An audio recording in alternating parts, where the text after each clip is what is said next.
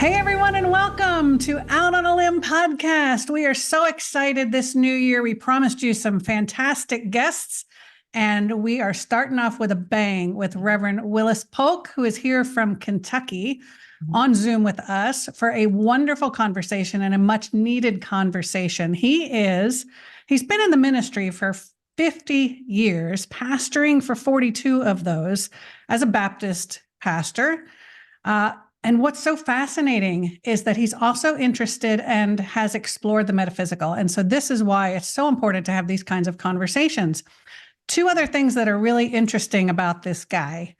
He has a publication, one of his most recent publications called The Journey. And the purpose of that was to aid and assist seekers of the inward way. And if you'll remember, my first book was called The Journey Within, with a similar purpose. There have been so many synchronicities since we met Reverend Polk, and we met him through Dr. Jim Roach in Kentucky, who reached out to us for a session, had a session, and then suggested that Reverend Polk contact us about a channeling session. Now, I don't know about you all, but I can list on one hand, on two fingers, frankly, the number of pastors or preachers that have reached out for metaphysical work with us. One is Reverend Polk.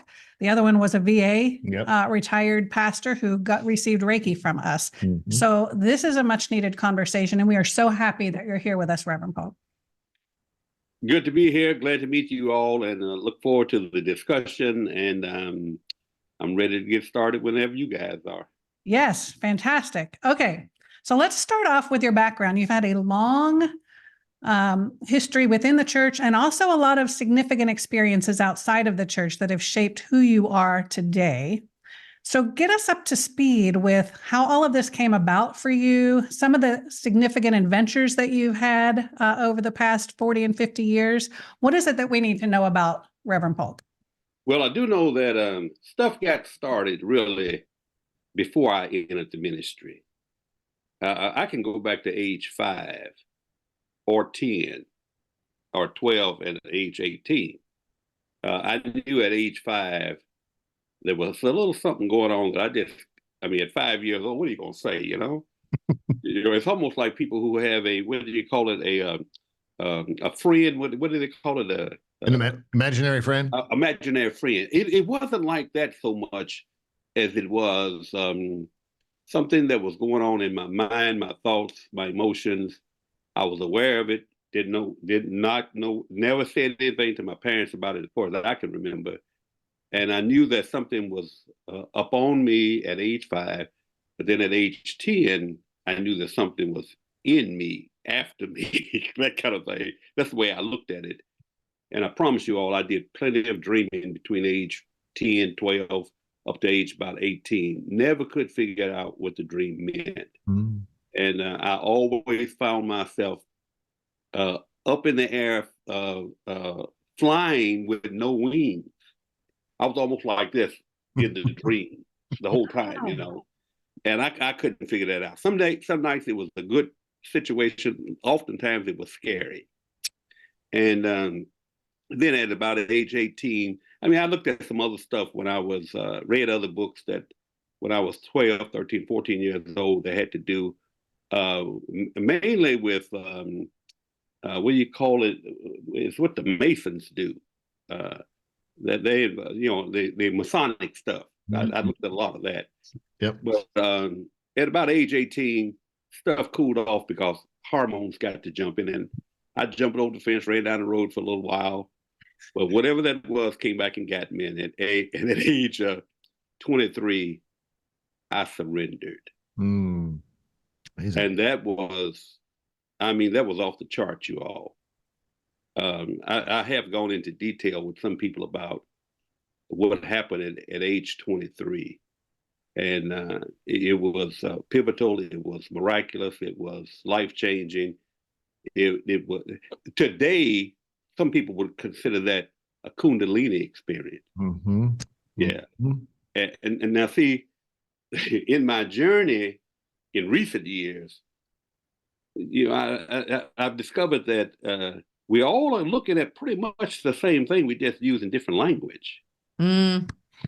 Yep. See, I would say a conviction, conversion, redemption, and somebody else would say a Kundalini experience and whatever else they would make use of. And the thing that prepared me for that was in my first year in college at Simmons Bible College, I took a comparative religious study. Mm. And I noticed that everybody, regardless of whether it was Hinduism or Buddhism, everybody had a pathway. Mm. And I was interested in knowing where are they going, what are they trying to achieve, what are the benefits, and that kind of stuff. We call it spiritual growth and development. Mm. Now, I had to keep that to myself, you all. I'm a Black Baptist preacher in the conservative state of Kentucky, and it just so happened that my professor told me, said, Willis, don't be too quick to take this stuff to the pulpit, it get you fired. That's what that was back in 1974, 75, maybe 76. Wow. But I saw in my comparative religious studies that everybody's groping in the dark, trying to get to the same place, but we all calling it something just a little bit different. Mm-hmm. And as Baptists, ain't nobody going to heaven but us. That is so amazing. I love this, and I want to hear more of your story, but it's so amazing that early you got it. You understood that. And I saw it. I really saw it, but didn't know what to do with it. Right. Yeah. It was more that than understanding it and doing something with it. I was afraid to make a move. I mean, you talking about back in the 70s, 50 years ago. Yeah. You stay in line, you wait your turn. And I tried to. I promise you, it was a bit frustrating. Mm. Yeah.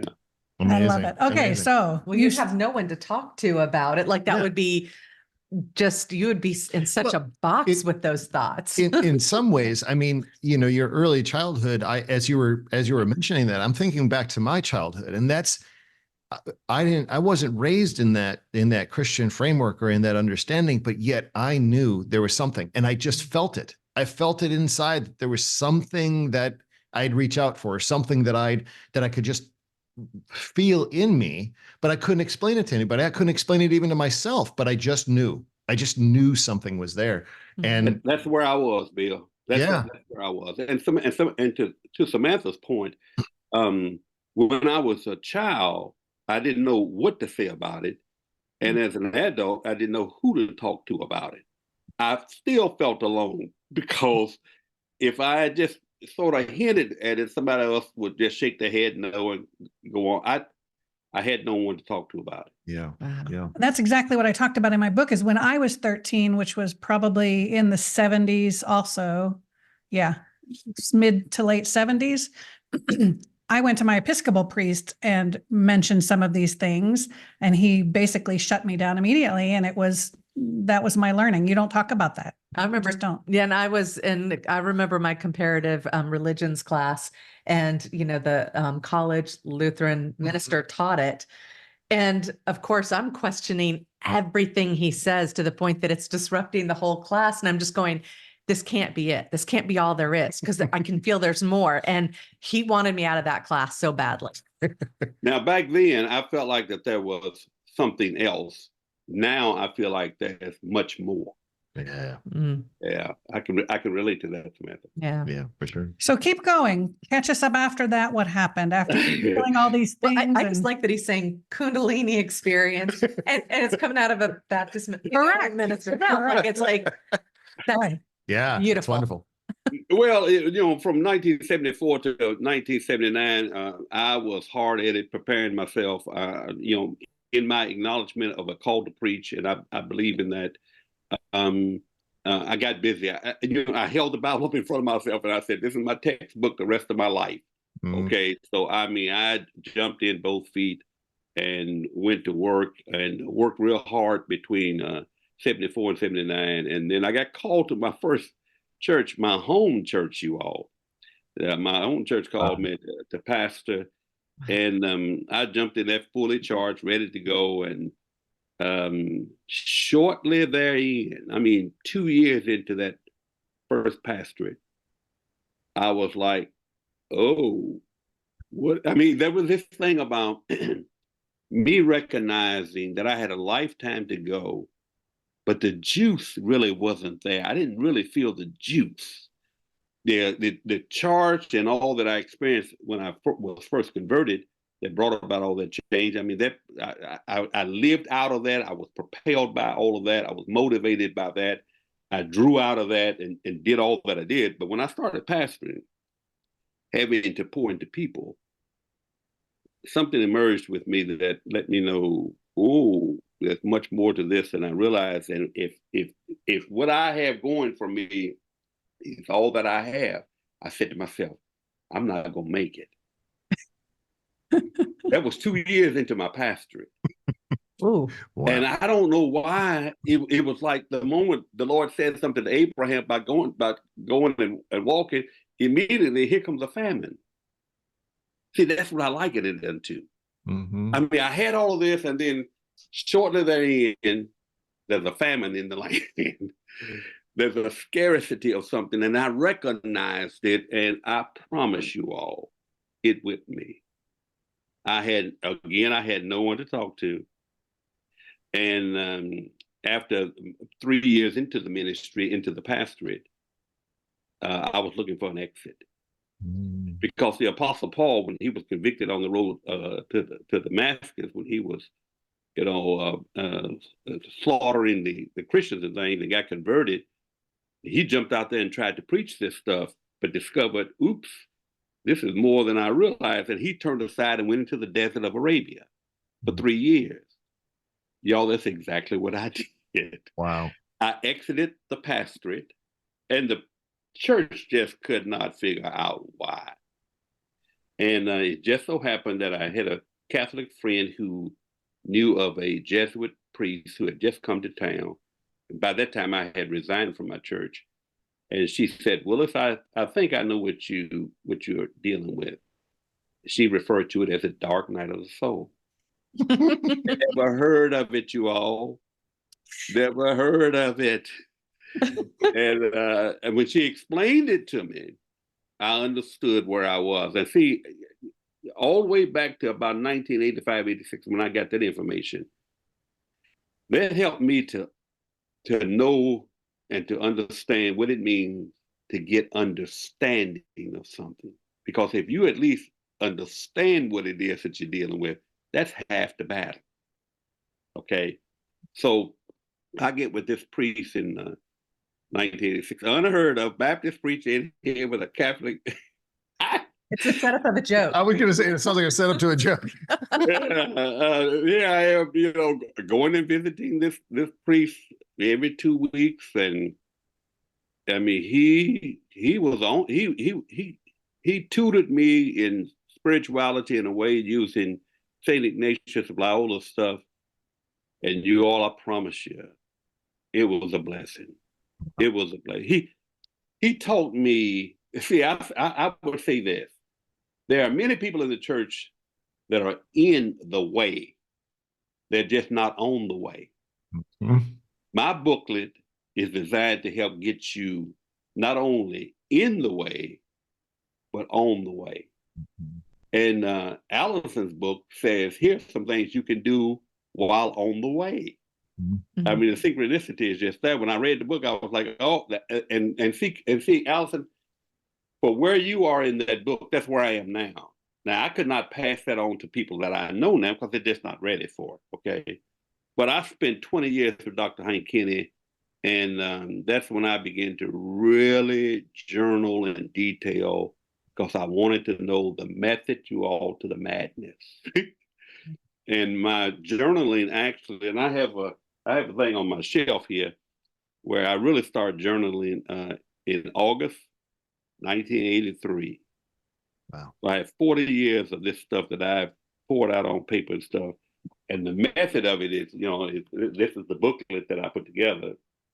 And in it shows how to recognize where you are and how to determine which way to go and the stuff you're going to be up against and the experiences that you're going to have. I try to detail them, clarify them, and help people understand what they're up against. So after 3 years, I mean, Hank Kinney helped me tap in, you all. He helped me tap in.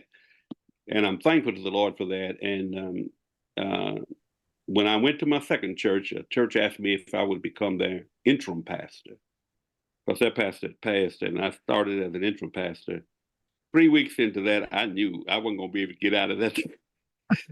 I knew I was like, oops, I think I'm going to be here for a while. That's me talking to myself, okay?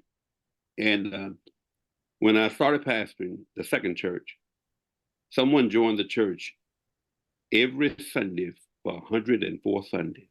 Wow. And see, I was drawing out of my newfound experience with, as we would say, source or God. You see, I can go there. I find myself in and out of what people now would refer to as the fourth and fifth dimension. Unheard of in the Baptist, and I just unheard of. You know, and the church I recognize is 3D all the way. And when I found myself in and out of those dimensions, not knowing what they were again at that point, my preaching was not with eloquence or anything like that. It was with much assurance and much power. Mm-hmm. Yeah. And I mean, for 104 Sundays. Wow. And the first Sunday that someone did not join, my daughter said it scared her to death. She said she started to join herself all over again because no one came. But having said that, I began to take some of what Hank Kinney had shown me in spiritual formation, spiritual direction, spiritual guidance, and I began to put it in my new members class. It's like when years ago when our parents wanted us to take a laxative, they would hide that stuff in something. That's hilarious. So I began to hide some of that stuff in my new members class, and they were open to it. And I went from 65 to 70 members to about 400 members in about 3 years. Because the people that were growing, I showed them how to make appropriate application of the truth that they had now come into. Yes. And Will, I preached up a storm, man, and passed it up a storm until that church got crazy on me, and we ended up going our separate ways. I took about 200 people with me in 1997, and by 1994, I think I had about 900 members. Wow. And all of it was based on new member stuff, new people who are new to the church, people who are new to the kingdom, people who are new to the world. I was able to aid and assist them in a way that in my first churches wasn't able to do it. And it's been crazy. I've taken about 1,100 people through what is called a Master Life program, and I've taken about 2,000 people through what is called a new members class. And then I've just started with my journey book in August of this year. And the approach is totally different. I'm able to really nurture, pastor, help develop, help people identify issues that exist in their lives that they can deal with. This is so amazing. It really is. Can I ask Just- something about the journey thing? Yes, hang on just 1 second. I wanted to mention that yesterday we had a client who is also around a lot of 3D people. Yeah. And her higher self explained how, even though she'll be using 3D verbiage, 3D words to say some of these concepts to people, they will hear it in the way that it needs to be. They're going to hear the energy of it and they're going to get it. Mm-hmm. So even though the lingo will still sound familiar to her, she won't have to use 4D and 5D language because that's out of their understanding. They're going to hear That it. So makes when they're sense. ready, they're hearing the energetic. And that's what your parishioners were getting when they were hearing the energetic and feeling the energy of the church. They didn't understand why they were drawn there. They thought it was because of the new members class and the information they're getting, but it's also the energy of the words that hold a vibration. Absolutely. When you held up the journey book, I'm looking at, I don't expect to see sacred geometry. Right? And I'm thinking, How are you getting along with, like, I don't know how it works there, but the politics of the Baptist administration and so forth, how are they dealing with, like, aren't they going, you gotta do something about this guy. Like, he's starting a whole new direction. Like, Well, I understand that point. That's a good point. Now, at this point, I've done my 50 years. I don't owe anyone anything. But I say that jokingly, but I am aware that I still have to be careful, cautious, because I don't want to. I want to help people. I really want to help. Yeah. In my 50 years of pastoring, when I look back over those 50 years, one thing I know for sure is people are sitting in those pews struggling in private. Mm-hmm. I just know that they are. They struggle with their prayer life. They struggle with their Bible reading. They struggle with their understanding of what it means to be a member of this church. They struggle with stewardship and evangelism. They struggle. Now, they may not say anything to you about it, but I do know that the struggle is there. Okay, that's number one. And then secondly, when I entered into this knowing that I have now,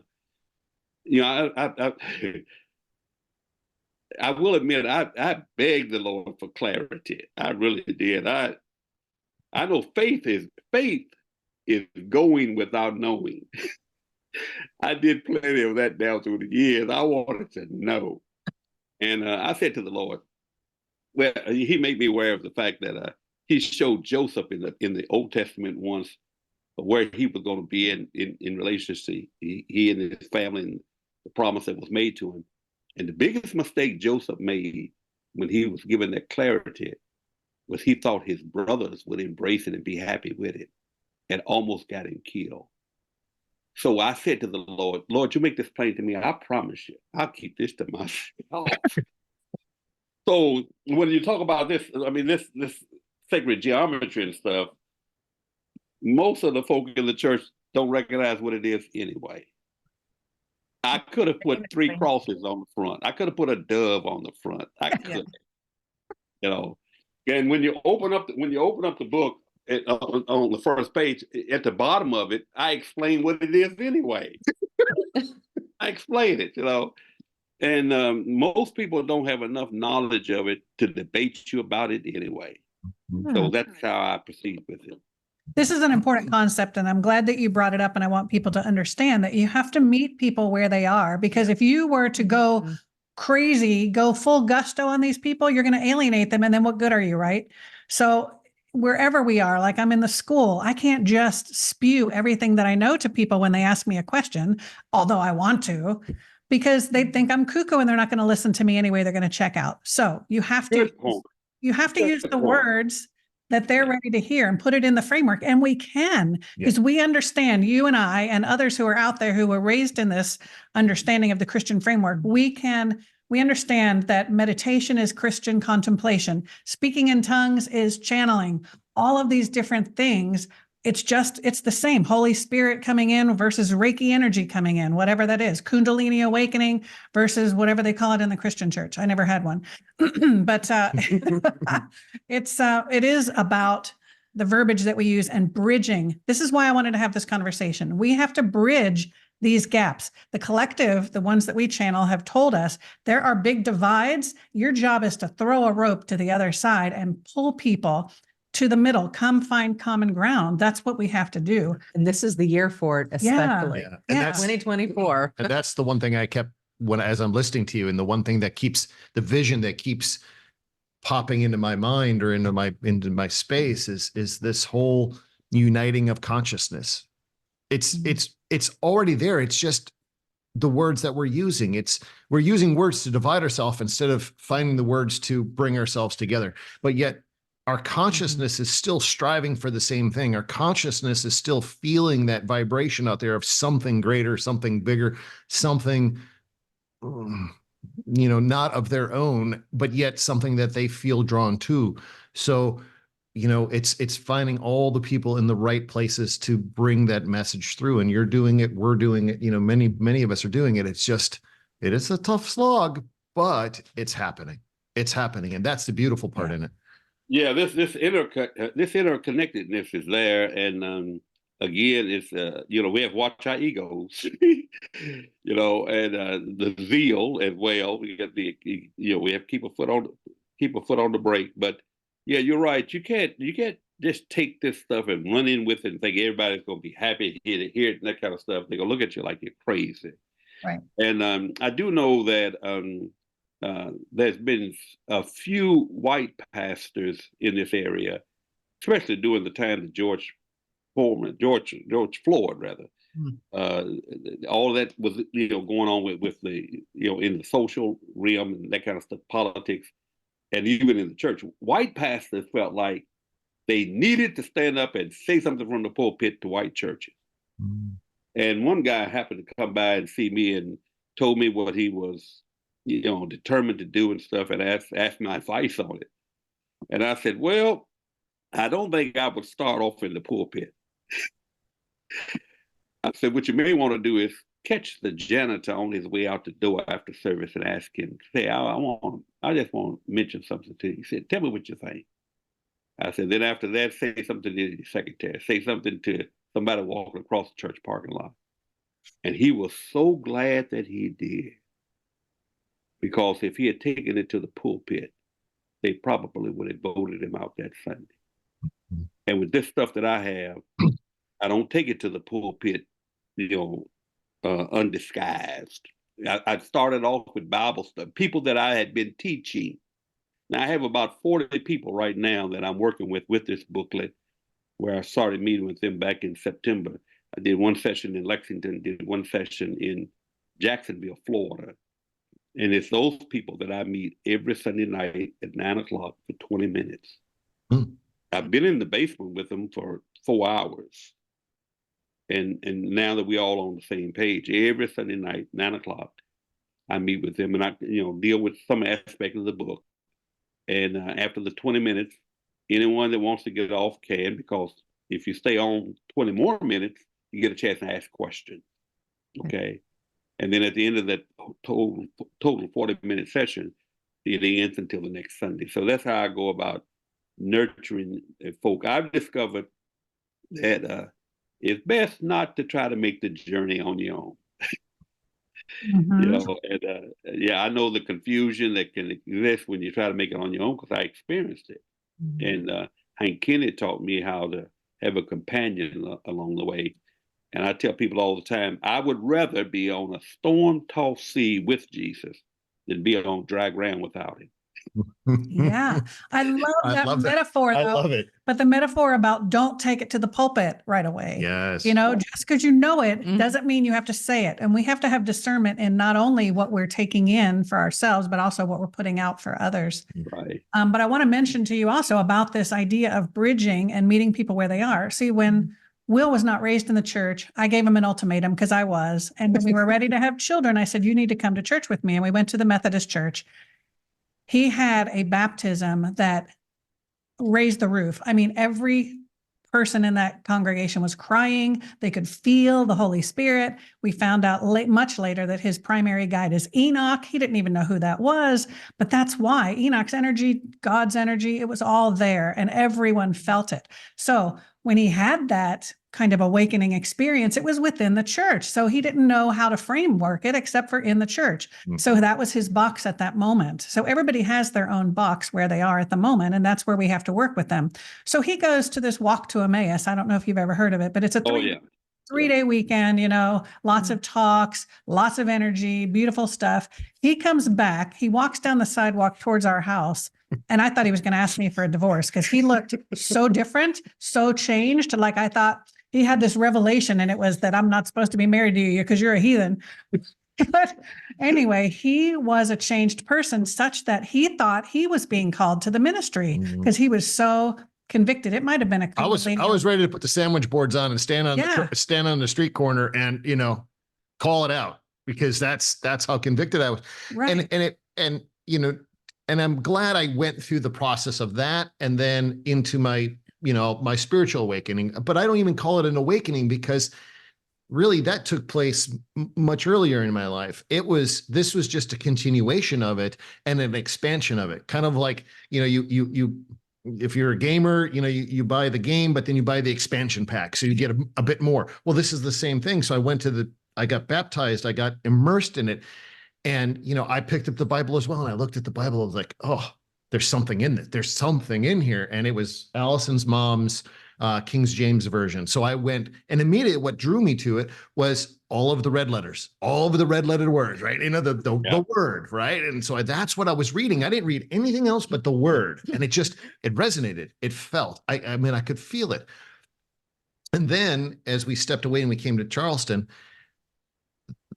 that same energy was imparted into me through Allison, through Reiki. I could feel that same energy, that same presence, that same connectedness. And I'm like, oh, wait a minute. I know what this is. I didn't know exactly what it was, but I knew there's familiarity here. And so that's where it just expanded, another expansion pack. It just expanded into this beautiful understanding. And it's so peaceful knowing that, I have that awareness about me where, as you explained, there are many that, and when you say they're in the way, well, yeah, they're in the way of their own selves finding that path, right?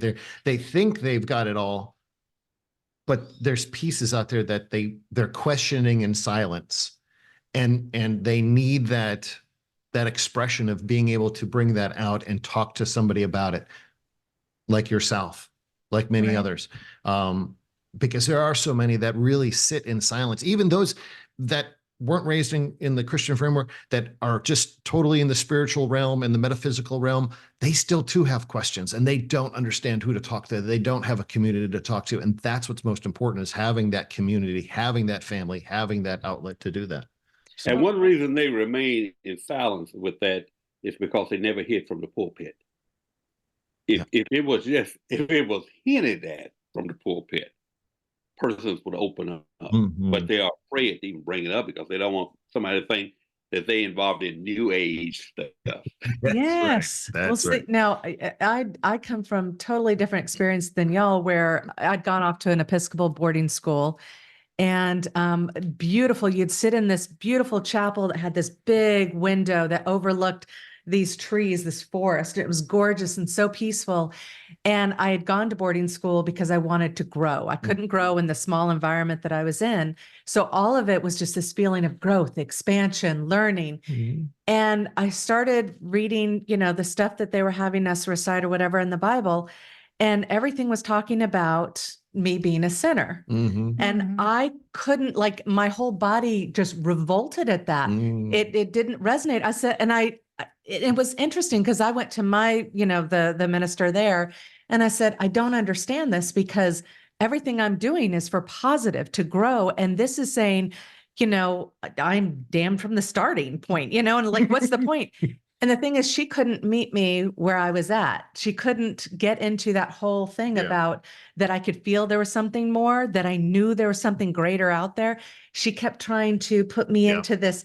And I love how you've had this growth experience, and how, anybody could walk into your ministry, and you could sit there and immediately go feel them out and just go, I know I can say this. And you can meet them where they're at. And that's knowing that there are ministers out there who could do that, because I was alienated. Yeah. And so from that point, church was not a safe space for me. It was not it didn't feel like a home for me. And subsequently, every time I've tried to go, I have felt like I've had to do it on my own, and I think I've done a pretty good job, but I've had to discover all this stuff on my own without having that conference and that community and all that kind of stuff. So it's wonderful what you've experienced and what you're doing. Well, it's been a journey. It's been a process. And when I look back over these years, I mean, for where I am now, I understand now more so than ever what it was I was going through.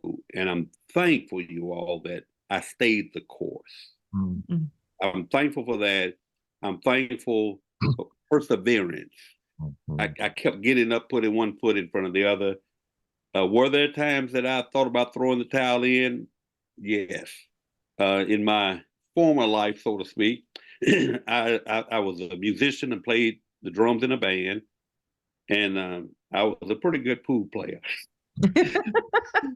And there were a few times that I felt like going back to picking up the pool stick, but no, that thing was just too real to me, and I wanted to figure it out. I wanted it to work, and I'm thankful that perseverance, steadfastness. I'm just thankful that I stayed the course. Yeah. I don't think that they would have, I don't think that your path would have allowed you to do it. Even if you had, honestly, I think you would have tried to do it. Because every time that I would try to go back into what I call muggle world, where I'm just like doing like the normal 9 to 5, I would get body slammed by some spiritual experience and be put into this whole other like unexplainable world. So, it's, yes, you get tested. You for sure get tested. Yeah. But your higher self is going to keep you on track. Absolutely. And I'm thankful that that was more dominating in my life than me catering to my lower self. Mhm.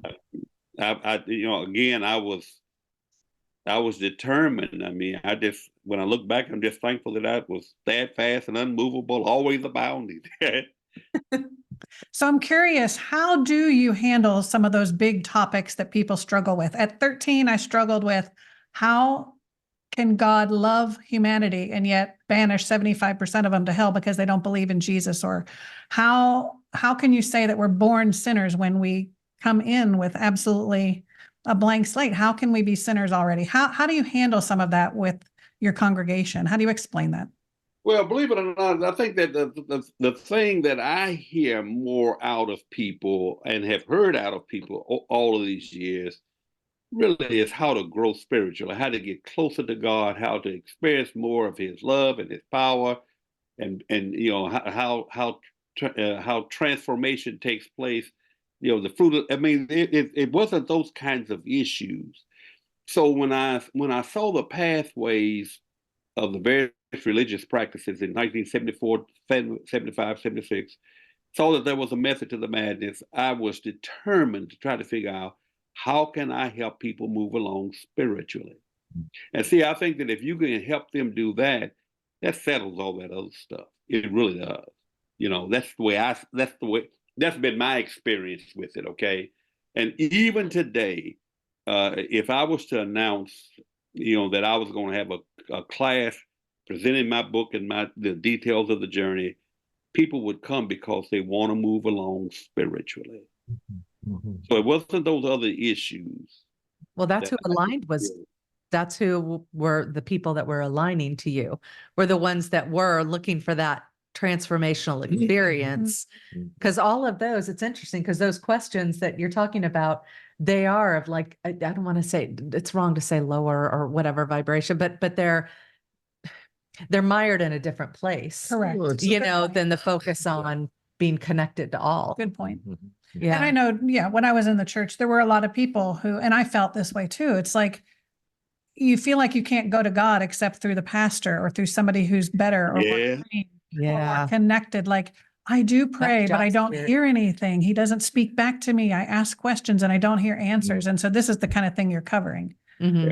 Yeah, definitely. I'm curious, like, what do you say? And it depends on where, of course, your belief is, what your experience, what your point of perspective is, about how do people come to you and ask about suicides? Because and I thought in the Baptist church, like suicide would be like hellfire, brimstone, really bad, all that kind of stuff. Do you face questions like that very often? Down through the years, yes, because people have had family members who have done their, cousins and co-workers and that kind of stuff. And when I was in college, at Simmons Bible College in particular, and was studying some of the philosophers, I can't remember the guy who made mention of the fact that persons who commit suicide are not really wanting to die. They really want to live. But because they can't really live, they would rather go on and die. Wow. And, I think that that's what I've made use of. And I did get that to the pulpit to relieve some people who depression and mental health issues that we face today. It was like that in the 70s, late 70s, early 80s when I was pastoring. And my exposure helped me to, I was told when I first started pastoring that the genius of the Black preacher was his ability to interpret life. Hmm.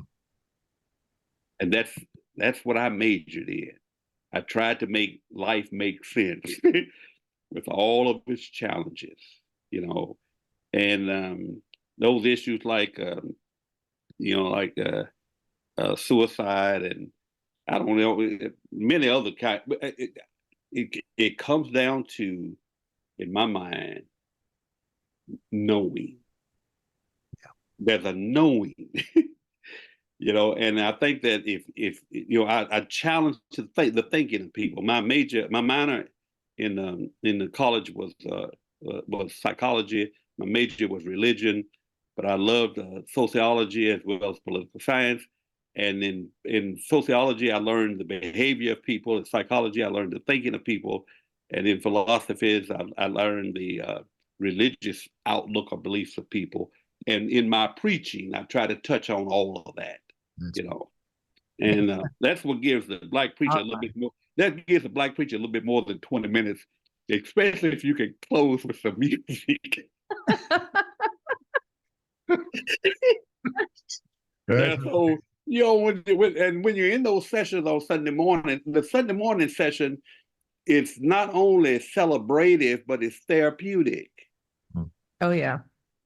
After the benediction, people went home. They didn't go to the lake. They didn't go to the mountains or cabin, they went home and got ready for Monday morning. I had to know and understand my place in the lives of people. And I'm convinced that if people know you and trust you, they will hear you.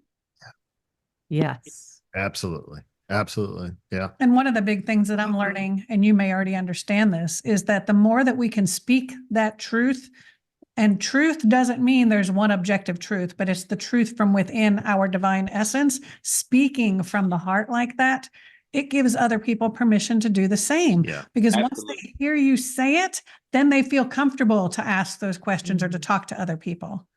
One Sunday morning, I mentioned the fact that I had made use of some singing bowls. I just made mention of it from the pulpit. Yeah, I don't even know how I worked it in what I had to say. But when I got home, telephone rang, and there was a girl in the church, woman of the church. She said, "I was so glad to hear you talk about singing bowls." And I said, "Why is that?" And she kind of went into what she was, but to hear me say it as pastor gave more legitimacy to it. Yeah. Yeah. And she ended up buying a couple of more bowls. And I'm looking at mine on my shelf over here, right across from me. Every now and then, from the vibration. I'm telling you. So I mean, when they hear it from the pulpit, or hear it from the pastor, it could be in Bible study. I get more accomplished in Bible study than I do from the pulpit across the years. But even now, I think it's pulpit work more than anything. But when I get into divine design and functionality and synchronicity, they know where I'm coming from now.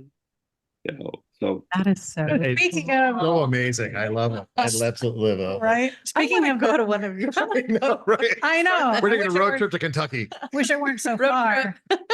But tell me about your view of the Bible. A lot of people believe, we know that it's the inspired word of God. However, it came through man, and humanity. We're flawed. We're not perfect. We're not divine in that way. However, some people believe that you should read it word for word and read it literally. Thank you.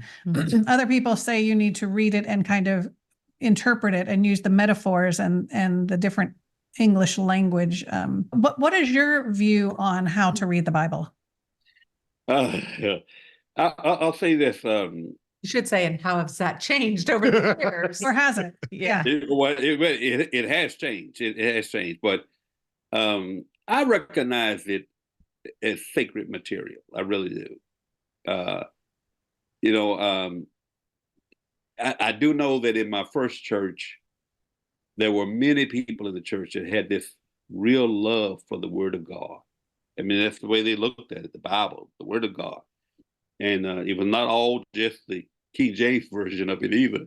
Some people began to make use of other versions, but the first church I pastored, they were a Bible-based church.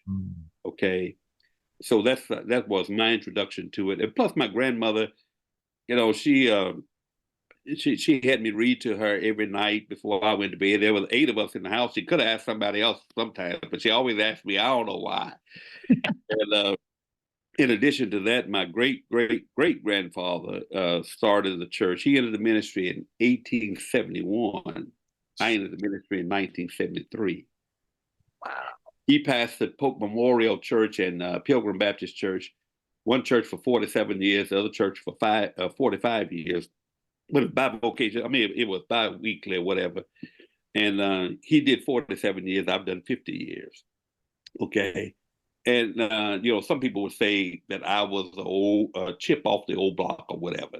But getting back to this thing about the Bible, you know, there's something, there's some magic in it. There's some mystery in it. There's some, you know, I take what it says, and I've learned to allow the Word of God to dwell richly in my heart. I've seen it bear proper fruit. You can talk about it all you want to. I'm not going to part with it, you know. And whenever I would meet someone who had problems with it, I would say, do you know enough about it to disagree with it?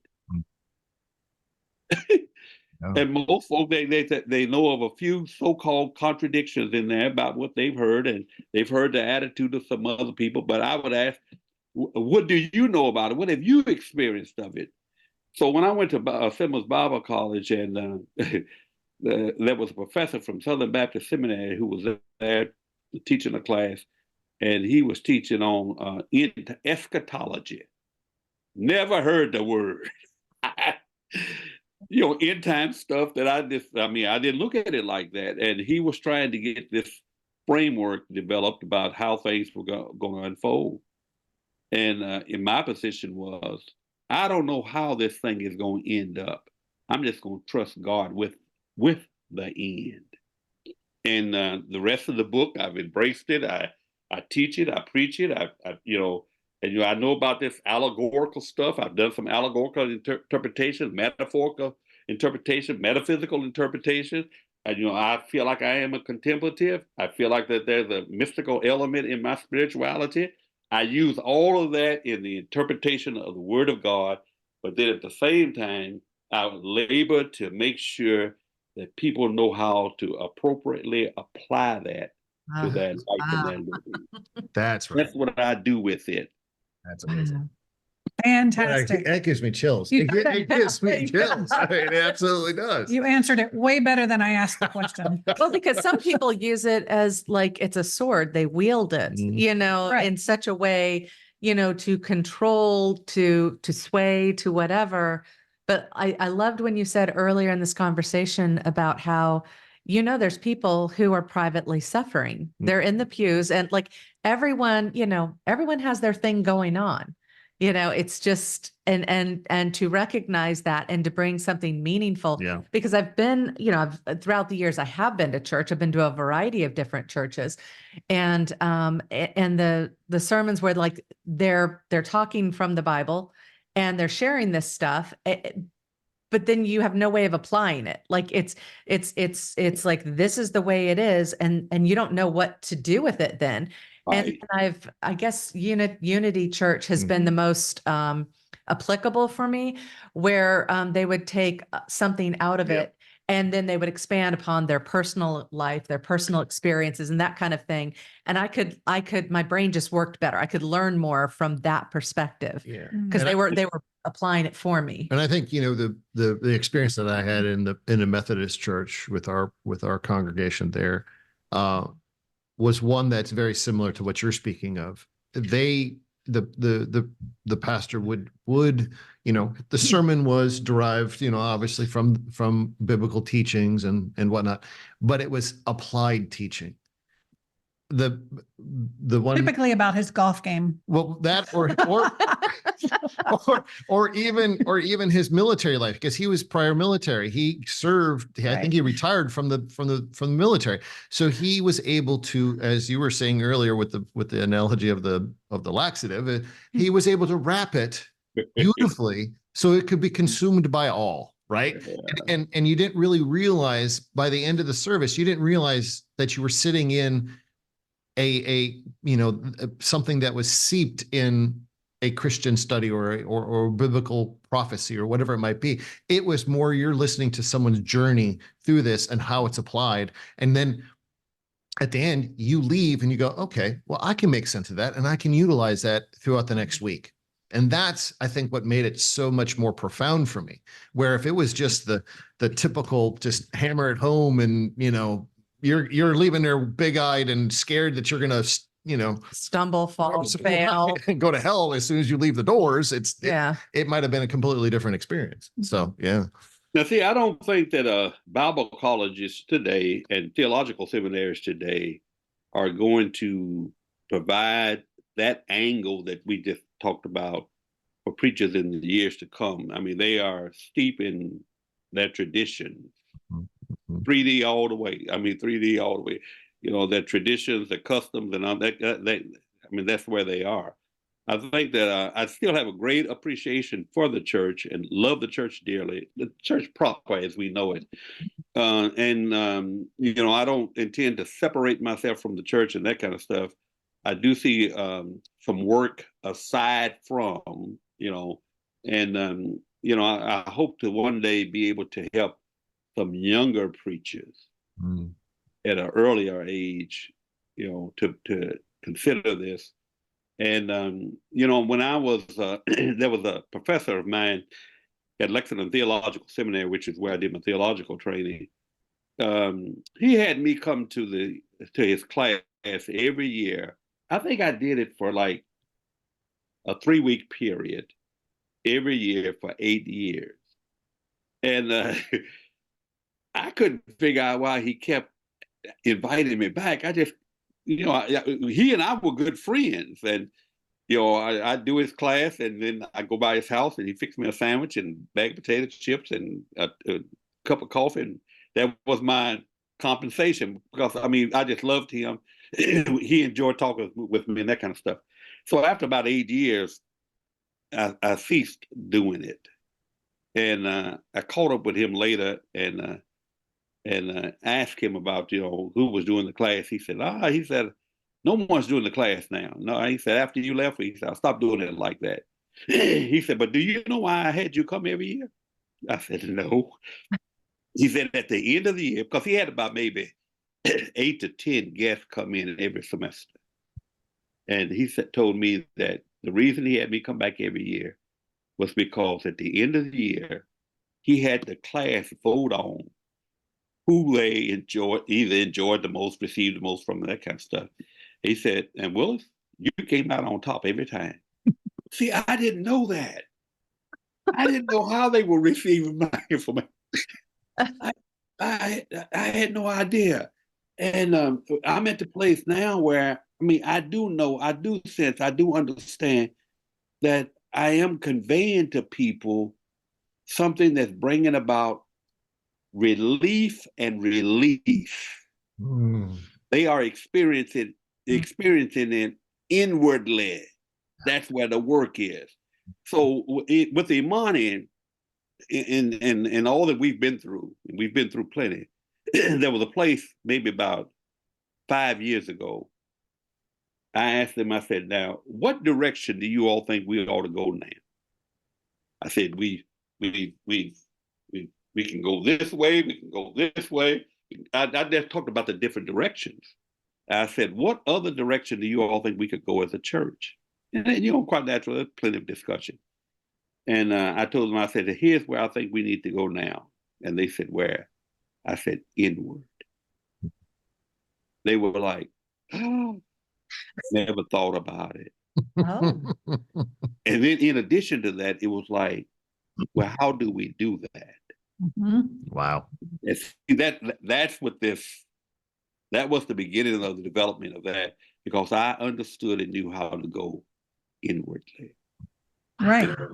It's a journey in spirit, not a journey across geography.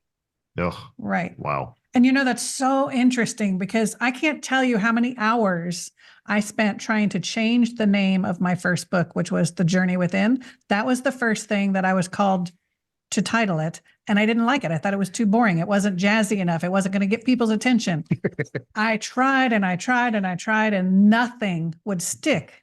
And then probably a year after, I knew it was because it is a journey within.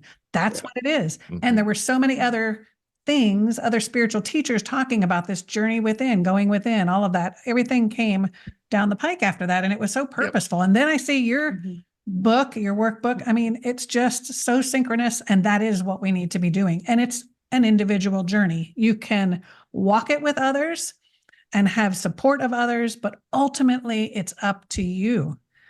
It's all you and your connection to source, your own unique connection to source. I just retitled, like, I don't offer workshops and courses. I call them journeys. Mm-hmm.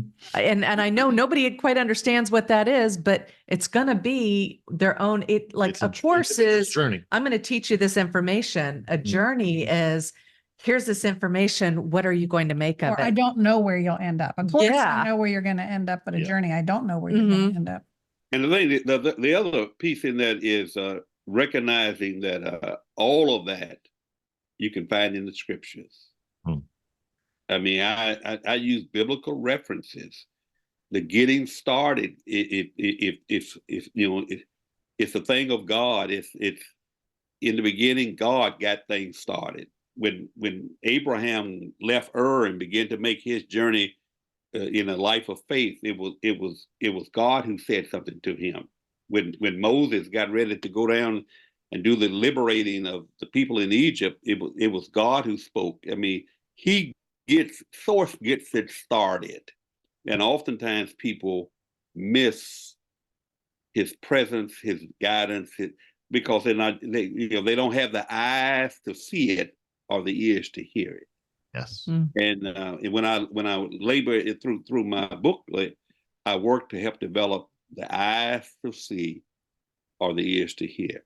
And I think that one of the things that two things really that really have come home to me in recent years is it has to do with divine design.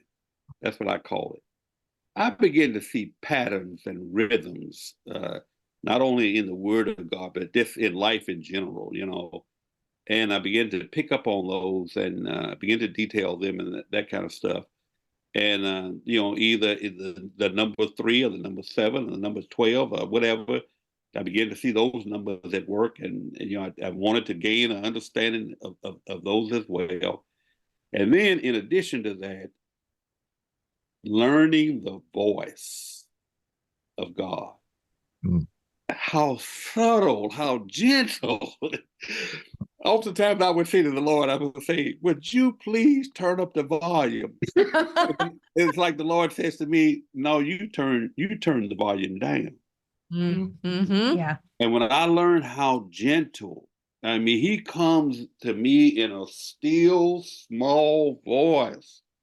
And oftentimes I would say to the church, the Lord said to me such and such, and I would say to them, but I'm also glad that I recognized it and caught it when it happened. Now, somebody else may call it, something else, but that's what I recognize it as in my faith tradition and my practice. I recognize it as the voice of God. Is it audible? No, but it's like there's a something there that it comes in, and I just see it. His voice becomes my thoughts. My thoughts become his voice. That's how I pick up on it. Exactly. Wow. Oh my gosh. Unbelievable. Yes. This conversation. Yes. But in wrapping up, a lot of our audience members may be coming from a Christian framework or any religion. And how can you share with them this idea about being courageous in their exploration, being able to let go of fear, to explore those things that can deepen their relationship with Source or their angels or themselves? How can they let go of that fear? Well, again, I think that one of the things that will help people is when they are with someone that they can really trust. If they know you, they trust you.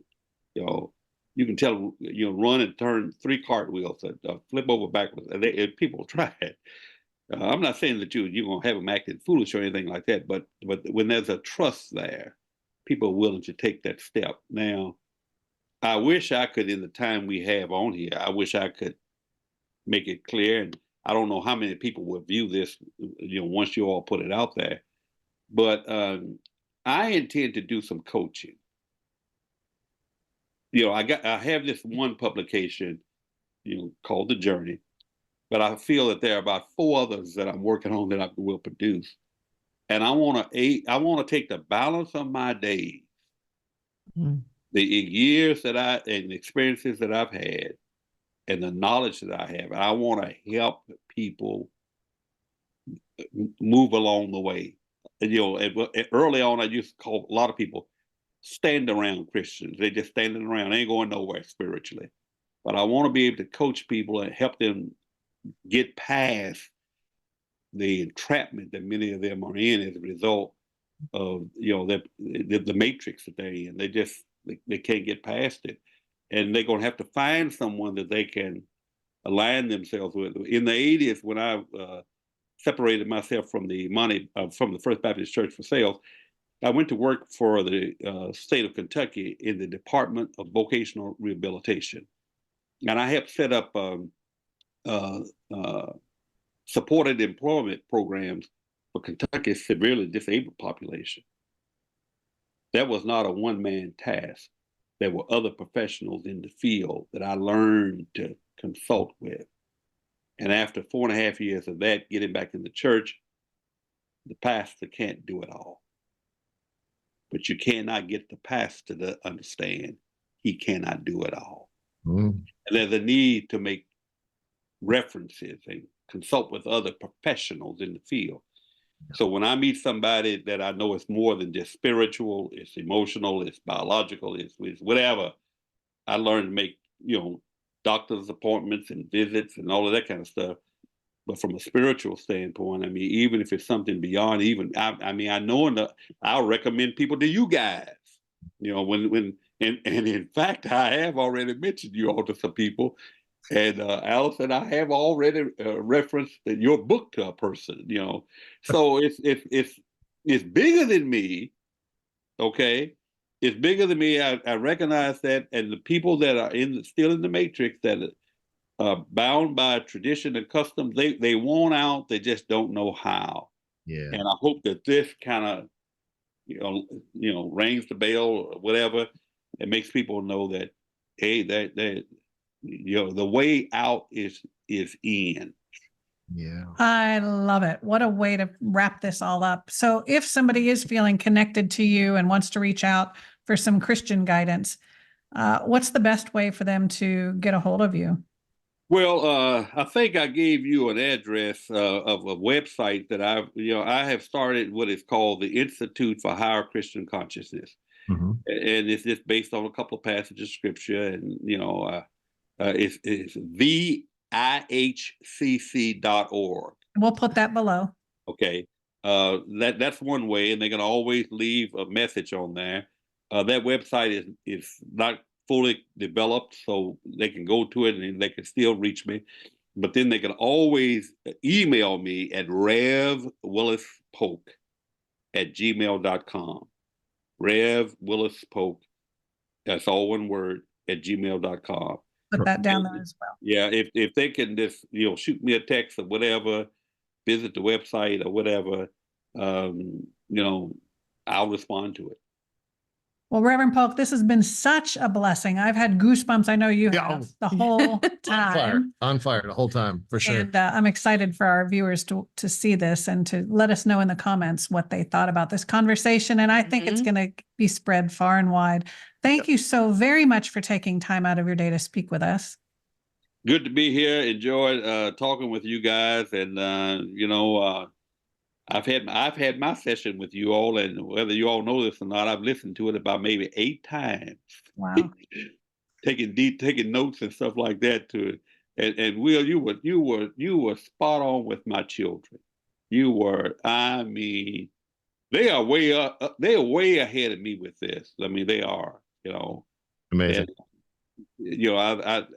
I just know that when I go back and look at our sessions, you were spot on. Beautiful. Well, thank you for that. Thank you for that. And thanks again for speaking with us. And thanks to all of you viewers for watching the Out on a Limb podcast. Please share this far and wide with anyone you think might benefit from all of this information. Until next time. See you guys. Bye. Peace and blessings.